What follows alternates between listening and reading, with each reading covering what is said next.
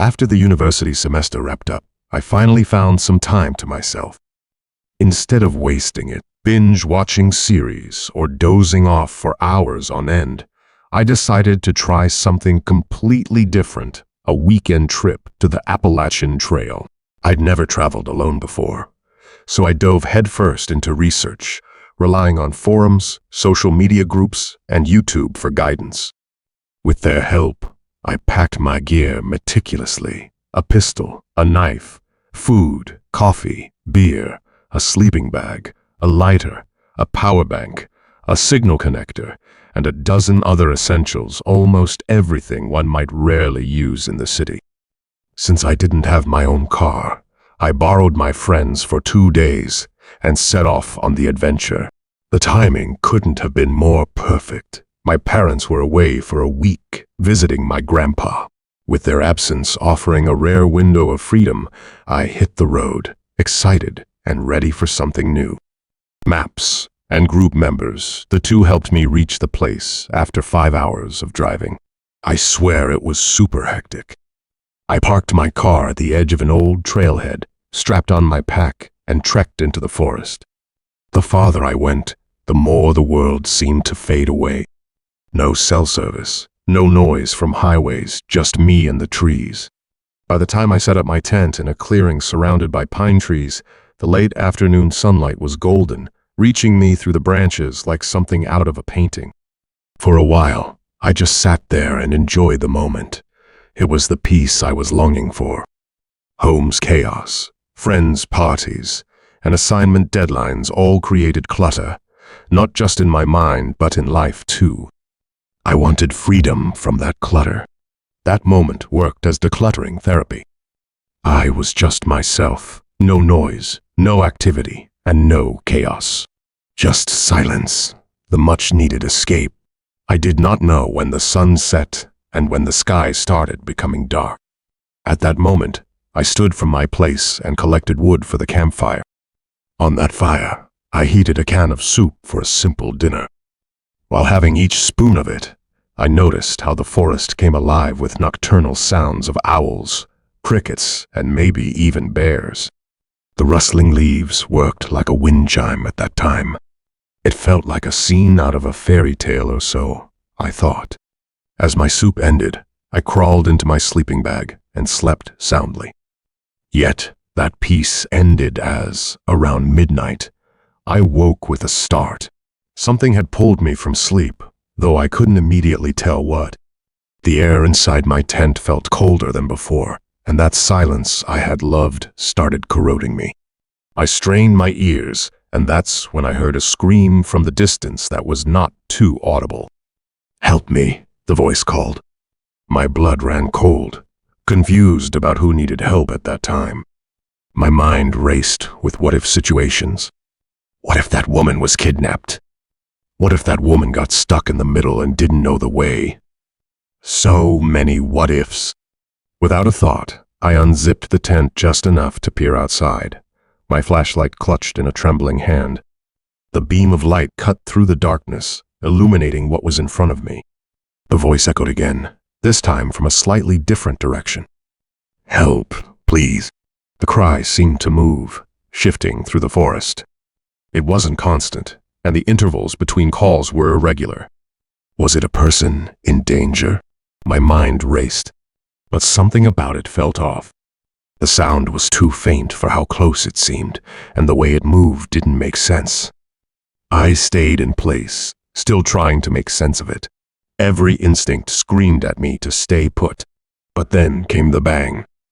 A deafening noise shattered the night, like something heavy had been thrown onto the ground with immense force. The earth beneath me seemed to shudder.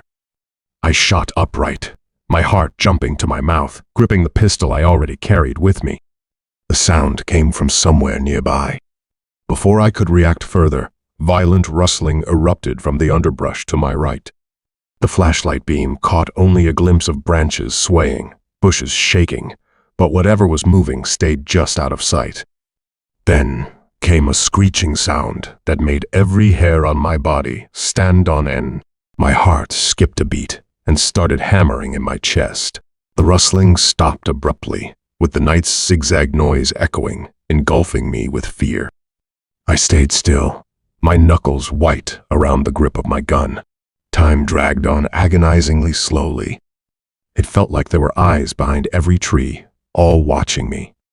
The cries started again, coming from multiple directions, as if the forest itself was calling out. I didn't dare move. Somehow, I stayed awake the whole night, hugging my knees, holding the pistol tight, scanning the darkness. My flashlight's beam dimmed, and I dared not risk replacing the batteries.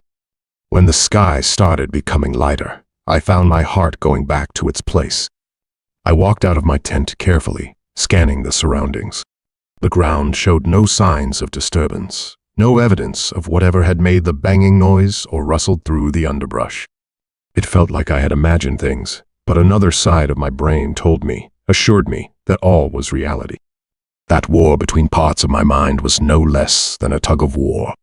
To escape that fight and go with peace, I packed up in record time, my hands trembling as I stuffed my gear into my pack.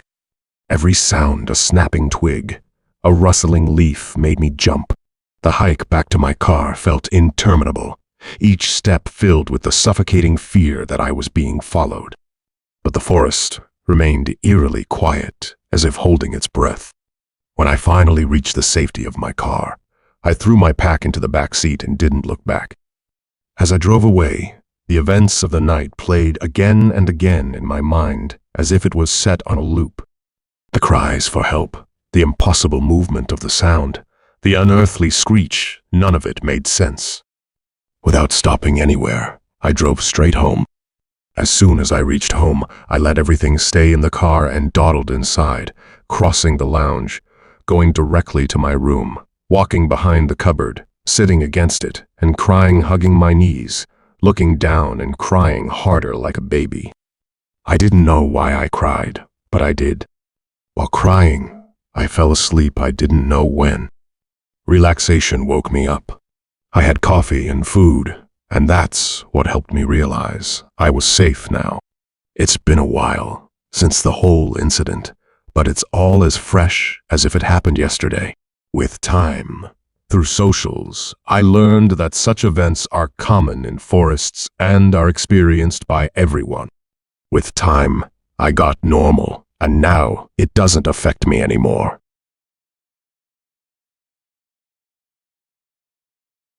It was supposed to be a casual camping trip, a quick getaway to southern Maine to enjoy the wintry weather before the new year.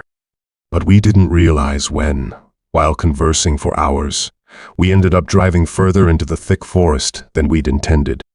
"Fuck!" I yelled, laughing out loud. Jesus, we came so far. We drove further to find a suitable spot, and when we found one, we just jumped out. It was darker than the areas we had seen before.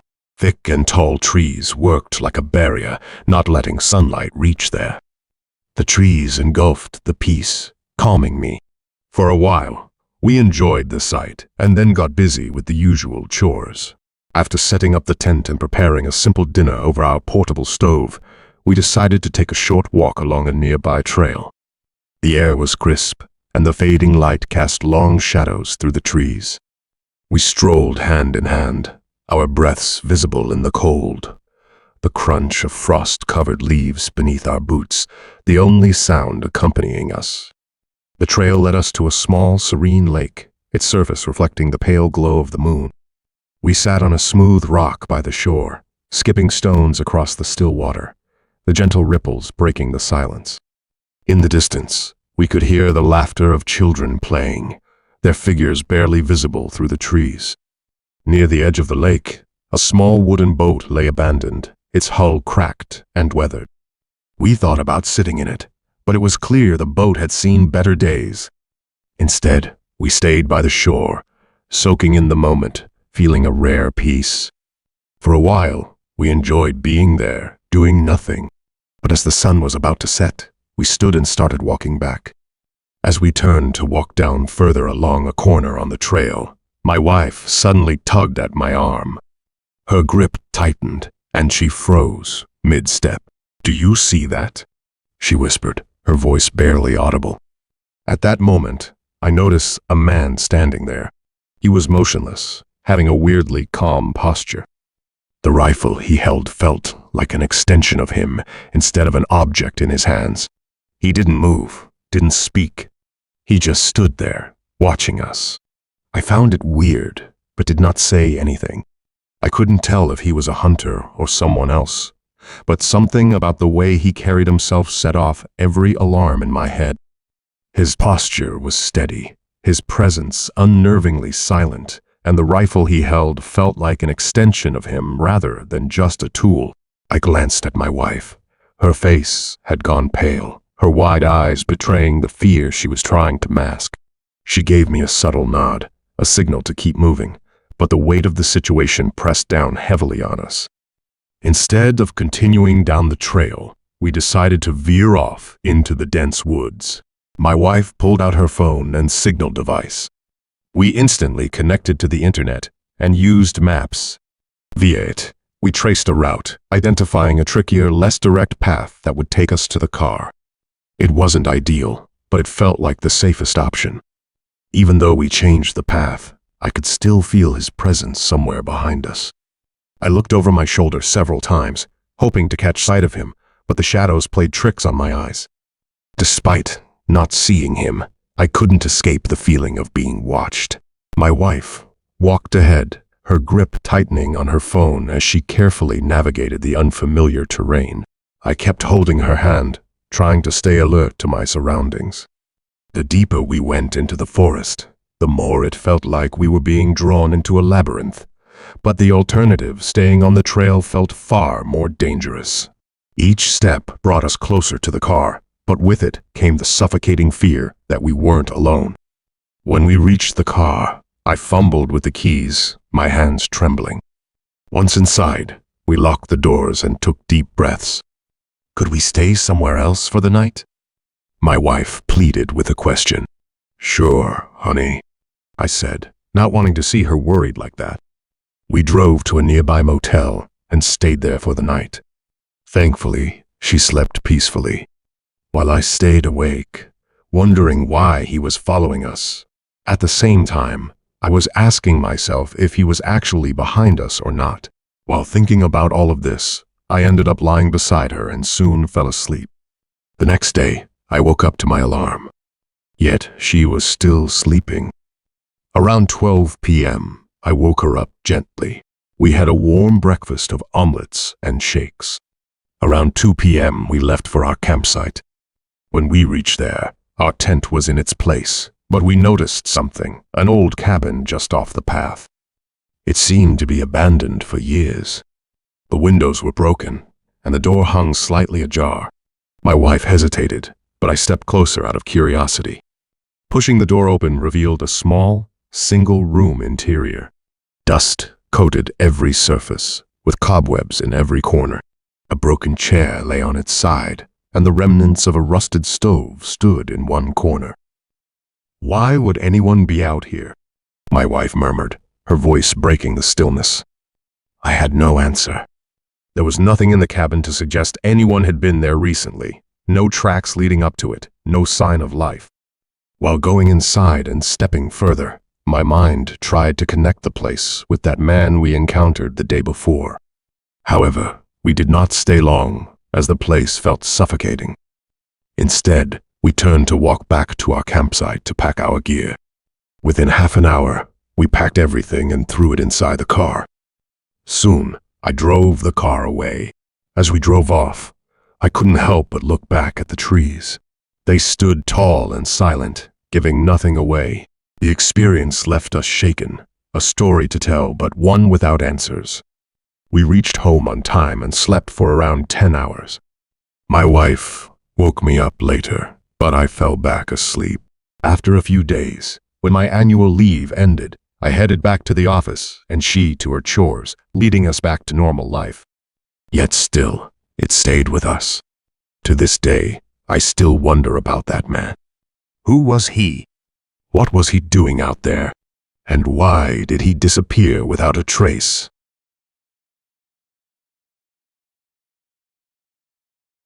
Camping is my love. I enjoy it a lot. Yet things changed a few years ago. Back in 2018, I decided to return to the Green Tunnel Forest for my typical solo camping trip. Green Tunnel has always been my go-to place. Its thick trees and the absence of animals, especially during the day, make it a peaceful spot along the Appalachian Trail. I arrived on Saturday morning and spent an hour just sitting idly. The day went as expected. I spent the afternoon setting up camp and wandering familiar trails. The forest seemed usual silent, with the rustling leaves breaking the silence every now and then. As the sun began to set, I decided to take one last walk before calling it a night. I followed a trail I'd walked countless times before, a winding path through the woods that always brought a sense of calm. It was late evening, the kind of time when the world transitions into shadows and everything seems to hold its breath. As I rounded a bend, I stopped cold. Just a few steps ahead, there was a man lying on the trail. He was completely naked, his body splayed in a way that seemed deliberate, almost staged. His arms were stretched out, his legs angled unnaturally, and his head tilted back as if he were gazing at the sky. I was shocked, standing still. My first instinct was to rush to help him, but something about the scene felt weird. It felt like my nerves and very soul were stopping me from stepping toward that man. His face was blank, his eyes fixed upward. He didn't move, didn't blink, didn't acknowledge my presence in any way. My thoughts raced, bombarding me with questions. Was he injured? Had he lost his way? Was he in danger, or was I? I called out, my voice hesitant. "Hey, are you okay?" No response. Not even a flicker of recognition. There was a sheet of silence between us, only the sound of leaves breaking at every few seconds. My heart began to pound, each beat echoing in my ears.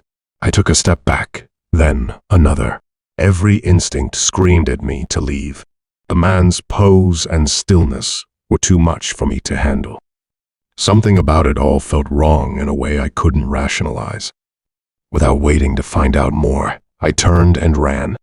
My legs moved before my mind could fully process the fear clawing at my chest. Branches snagged my arms, and low-hanging twigs lashed at my face. But I didn't stop. My breath came in gasps. My lungs burned with the effort. And yet, I pushed harder, desperate to put distance between me and whatever I had just seen. The forest seemed endless, the narrow path winding on without mercy.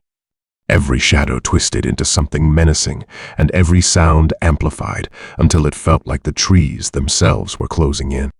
My heart pounded so loudly it drowned out everything else, but then I heard footsteps.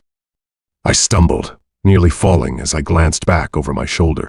Nothing, but the feeling of being watched was unbearable, like eyes boring into the back of my neck. My mind raced with questions I couldn't answer. Was it him?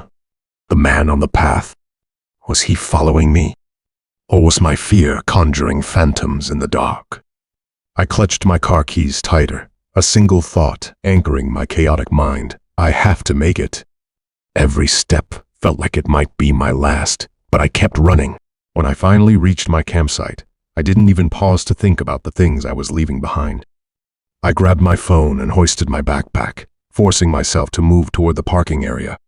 My legs trembled, barely holding me up, and though I wanted to run, I couldn't. My lungs were already burning, and the uneven trail made every step a challenge. Each twist and turn in the path stretched the journey, making it feel endless, as if I'd never get out. But then, the sight of my car broke through the darkness. I took a few big steps and reached my car. Instantly, I unlocked the door and collapsed inside. Seated inside, I finally felt a moment of relief. Within seconds, I started the car and drove away. The drive home was a blur. My hands gripped the steering wheel so tightly they ached. Every shadow on the road seemed like it might hold some new threat, and every sound seemed louder than it should have been. When I reached my house, I locked the doors and sat on the couch, still trembling. I thought about calling someone, the police, a ranger, anyone, but what would I say? There's a naked man lying in the woods. It would definitely sound absurd to them. And what if they went to check and found nothing, because such things are pretty common in the forest? Or worse, what if they found something I didn't want to know about? For days afterward, I stayed in my home, unable to even go to the nearby store. I couldn't forget the image of that man and the way he was lying. All the time, I kept asking myself, was he dead or not? Sometimes, his eyes just came into my mind out of nowhere, giving me the feeling that he was waiting for me to help. That feeling eventually gave me a sense of regret that I had failed to help him. That regret stayed with me, forcing me to go back and see him again. After a few days, I went there with my friend, this time to the same place, but that man was no longer there. While walking down the trail to my car, I found the exact same man walking up the trail, smiling at me and waving his hand. He had clothes, a red and white striped shirt, blue jeans, a denim jacket, joggers, and a hat. My hands started getting cold, and my eyes couldn't look anywhere else. My friend pushed me to keep moving. We went down and drove home. After that incident, I never went back to the Green Tunnel. It has become a traumatic place for me. I still don't know if the two were the same or just different people with the same face. To be honest, I don't want to know the answer. The rain drummed steadily against my car windows, creating a rhythm that seemed to sync with my heartbeat. Lucas and I were enjoying a moment in the deep woods along the Appalachian Trail. We were far from the city and our people. We were just ourselves. We used to come here often to have our we time. The headlights of the car illuminated the droplets of rain, cutting through the darkness and creating a mesmerizing view. We couldn't look away from those droplets. They held our attention and gave us peace. It felt like the perfect moment for us. Lucas reached for my hand, his warmth comforting against the cool air inside the car. "You doing okay, Eva?" he asked softly. I nodded, leaning back against the seat. "Yeah, just soaking it all in. It's peaceful." We sat there for a while, gossiping, exchanging stories, and laughing. The storm outside became the perfect backdrop for our little escape. But then, the peace began to fade. Out of the corner of my eye, I noticed a truck lumbering down the narrow dirt road. Its engine growled, a loud, invasive sound that didn't belong in the stillness of the woods. The truck was old and battered, with rust streaking the sides. The driver brought it to a stop about 30 feet from us. Lucas tensed beside me, his attention shifting to the truck. "What's he doing out here?" he muttered. The man stepped out of the truck, his boots crunching against the wet gravel. He appeared to be in his mid-30s, with a rough, unkempt beard and a winter hat pulled low over his ears. A raincoat clung to his frame, dripping water. Lucas gave him a friendly wave, trying to gauge the situation and make sure everything was okay. The man didn't respond. Instead, he walked to the back of his truck, pulled out a shovel, and started digging into the wet earth. Something about it didn't sit right. "Lucas, this doesn't feel right. Is he Delulu?" I whispered, trying to make sense of it. Lucas nodded, his eyes locked on the man's deliberate movements. "Maybe he's just camping? Or burying something," he offered, though his voice lacked conviction. He might have been right, but my heart wasn't in sync with his words. My gut churned with unease. Who buries something in the dead of night, in the rain, in the middle of nowhere? Normally, people would wait for better weather. Yet this man dug like he had no choice. The man kept digging, pausing only to wipe the rain from his face. The headlights of his truck cast long shadows across the scene, making the whole thing feel unsettling. Lucas and I stayed silent, our eyes glued to him. I could feel Lucas's heartbeat, fast and tense, mirroring my own. The man's presence was unnerving, but we tried to keep calm. Minutes dragged on like hours. Finally, the man stopped. He placed something into the hole, but I couldn't make out what it was. It was fully covered in mud. He stood there for a moment, staring at the ground as though satisfied with his work. Without a glance in our direction, he climbed back into his truck. The engine sputtered before roaring to life, and he drove off, disappearing further into the woods. Lucas exhaled sharply, breaking the silence. "Eva, we need to tell someone about this." I nodded, still staring at the empty spot where the man had been. There's no way that was normal. After a pause, I added, "But what would we even tell them?" "That he buried a mud-covered thing." Lucas reasoned, "We'll report it, and then it's the police's responsibility to figure out the rest." His voice carried the conviction of someone who couldn't ignore a red flag. Lucas's work with NGOs and social startups had made him deeply socially responsible. He couldn't just walk away from something like this.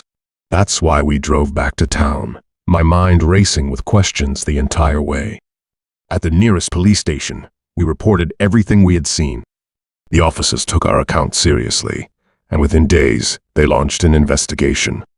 A week later, we were called back to the station. What we learned left me in shock for days. The dispatcher explained that the man we'd seen wasn't just a camper or a wanderer.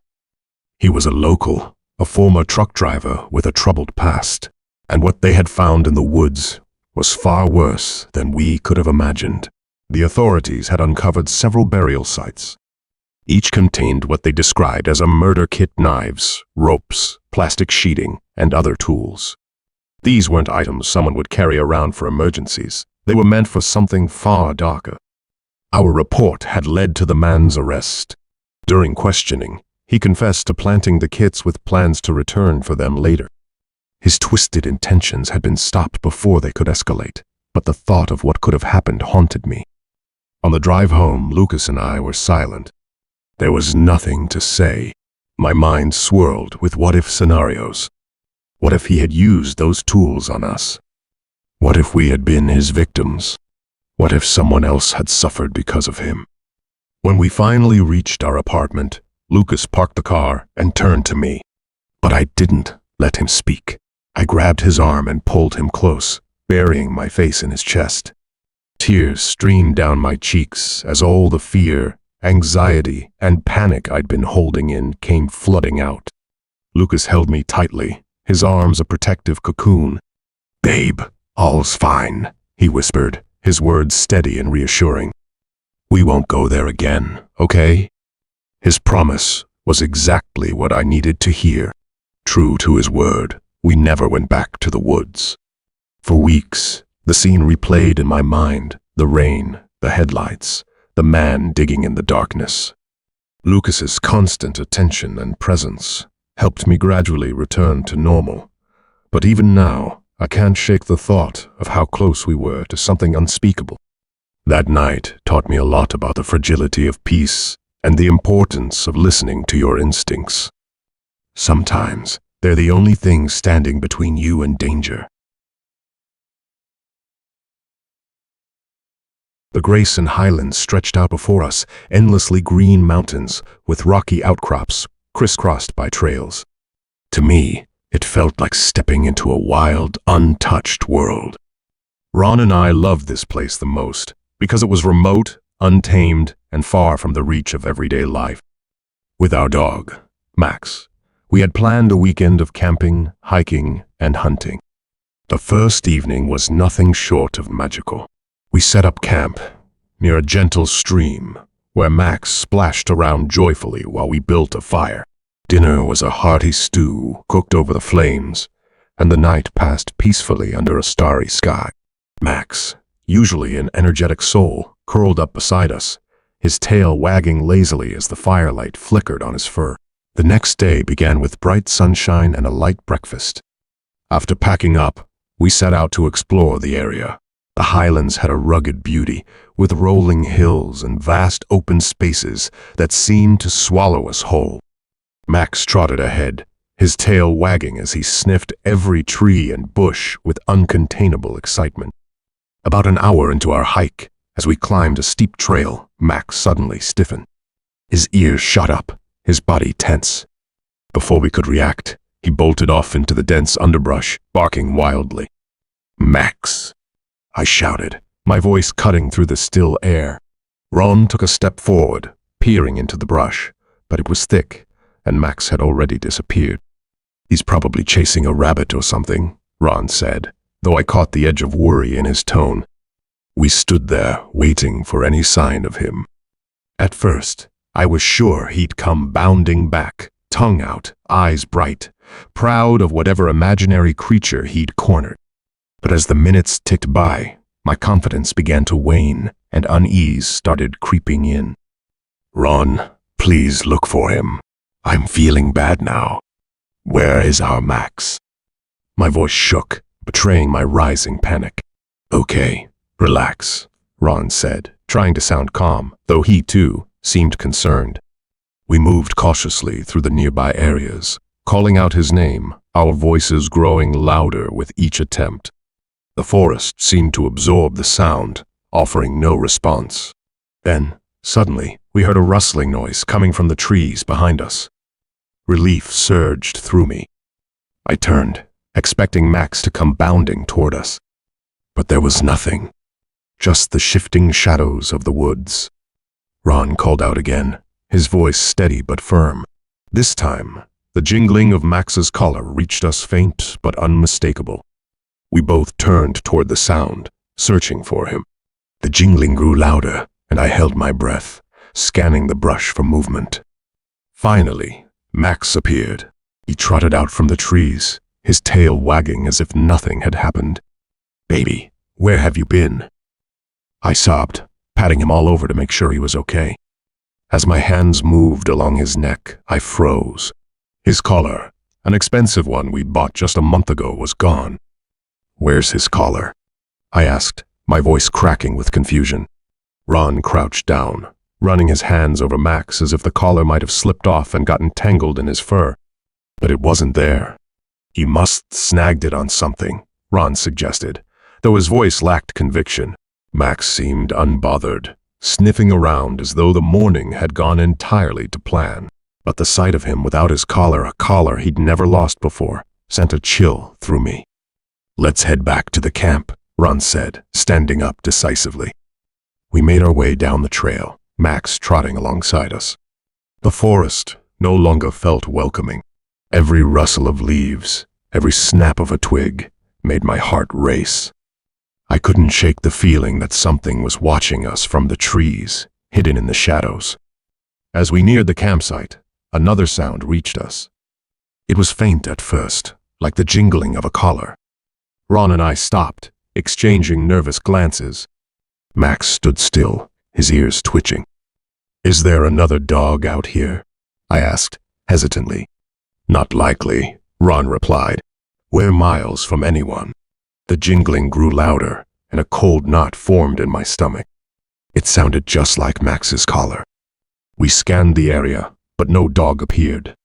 Max started barking, his deep voice echoing through the woods. And then, just as suddenly as it had started, the jingling stopped. "Let's go," Ron said firmly, his hand gripping my arm.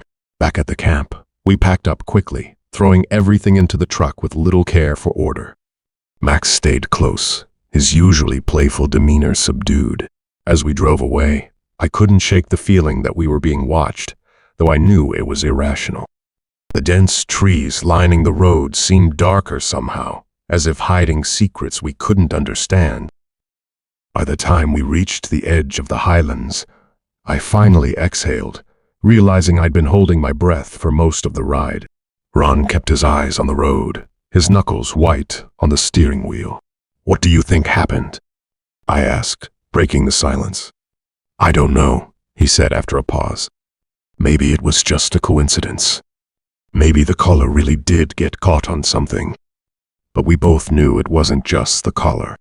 It was the jingling, the silence, and the strange sense that something was very, very wrong. It felt like someone or something had caught Max and removed his collar, but we had no proof. Max's body showed no signs of harm, no scratches or bruises.